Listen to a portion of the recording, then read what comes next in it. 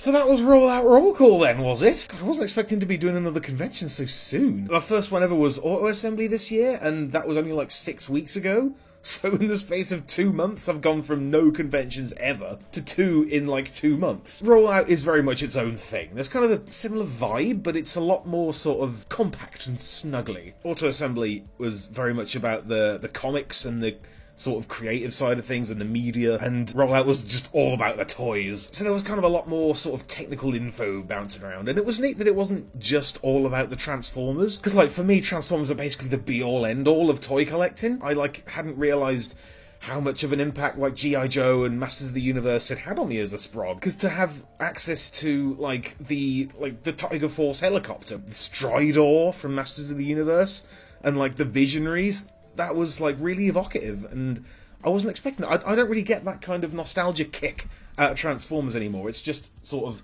generally a thing that's around in my life now. The thing it had in common the most with Auto Assembly, I reckon, was like the vibe of the place, because it was all just very warm and welcoming. You're very aware that you're among like-minded people. But yeah, it was just good to see some familiar faces and meet with some new people and have a little party on nerd terms, you know? So there was like some really cool panels focusing on the plastic side of things. Like, the first one of the weekend was with Dave Tree, the organiser. Hello, sir. But it was all about sort of the early days of Action Force, like the UK side of it, before it all got sort of absorbed into G.I. Joe. Like in the comics, in the Transformer comics, there was always an Action Force story, and one day it just switched to G.I. Joe, and we were just like, alright, it's G.I. Joe now.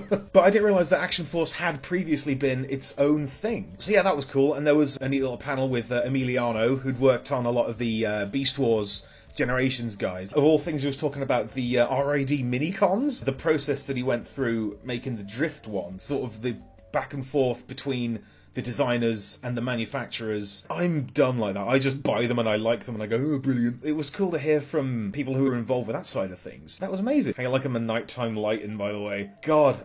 Ben, mate. Ben's Collectibles. I was rooming with the guy and he brought along his whole setup with these 2 lights and this whole Gundam chain-based little stage for the toys, and he was shooting reviews on that just in the hotel room. What a ledge. And God, he's given me some lights, because he's emigrating. He's going to Canada in like a couple of months, so he's just like offloading stuff. So he gave me a bunch of lights, which was a deeply attractive thing to do. So thank you, Ben, you are lovely. Because I just made my own light diffuser out of a cardboard box and some tracing paper. And I don't know, is it working? How you like this? Is this good? What else was there? There was Sino Kibble and Cassie Sark. They're working on a thing called Unrustable Bastards, which is like this sort of post-apocalyptic Power Master biker gang. Oh god, and there was the funniest thing. Their mate Dave did a little panel about his Star Wars collection, which is almost exclusively Admiral Akbar's.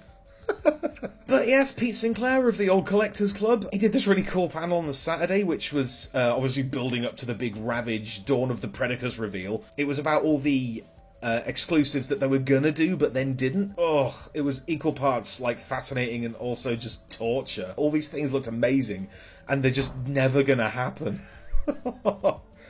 Just brutal. But yes, we also saw the final deco of the upcoming Ramjet, which looks heavenly, and also there's a Skywarp confirmed. On the Joe side of things as well, he's talking about there's maybe going to be a...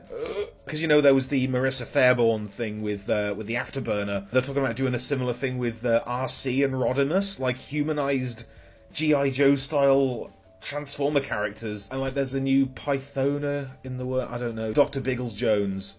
I don't know what that means. What is G.I. Joe? The YouTube panel, I think, went okay. There was me and Smuz and Ben got up the front and talked about how we approach reviews, and we showed off some cool toys, like Ben had the DX9 Tyrant and Carrie, and like, we got some knockoffs out, and we had a bit of a giggle and whatnot. I think it went alright. But we did completely fail to film it. Me and Ben, we both got our cameras out, and we were like, you're setting them up at the front. It was going alright, and then my camera clonked out, and then Ben's camera clonked out as well. But we did get the audio, so it might just go up as a podcast. I don't know. I'll put a thing here-ish when it goes up. But yes, once the panels wrapped up, it was just destruction o'clock. We all piled into the Alex, which is the best pub ever. Played a bit of GoldenEye on the N64 with Arbeed. But no, it was just wonderful times with the most lovely people you could ever hope to meet. And I simply cannot wait to do it again. You know what else is great about conventions? The shopping.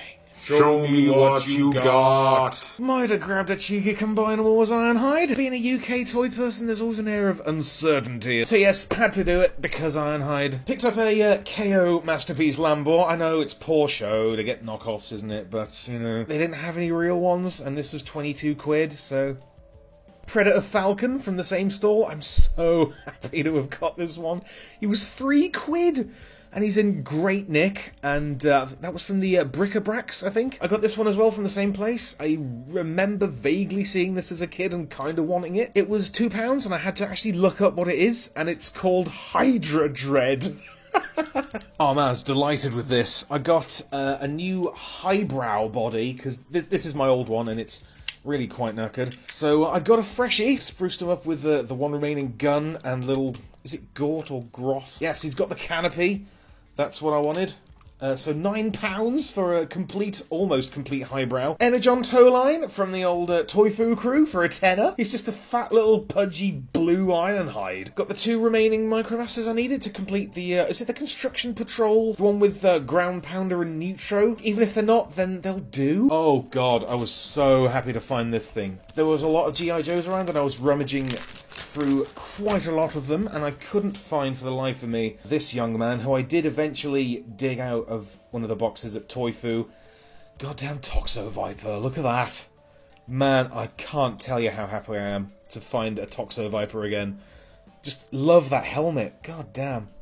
So yes, that's the one Joe I was after. It would be so easy to just go Joe mental, but, you know, I'm already kind of deep into this thing, so I can't be doing Joes as well. But Toxo Viper, thoroughly happy with that. Thank you very much, Toy Fu. Guido was there, wasn't he? Guido Guidi? I totally fangirled when I saw him there. I just love the guy's art style. He very graciously signed my Wreckers for me. So happy with that. Oh man, also, just before the YouTube panel thingy, a fella, I think his name was Nino or Ninos. He'd drawn all the Overcompensatron team.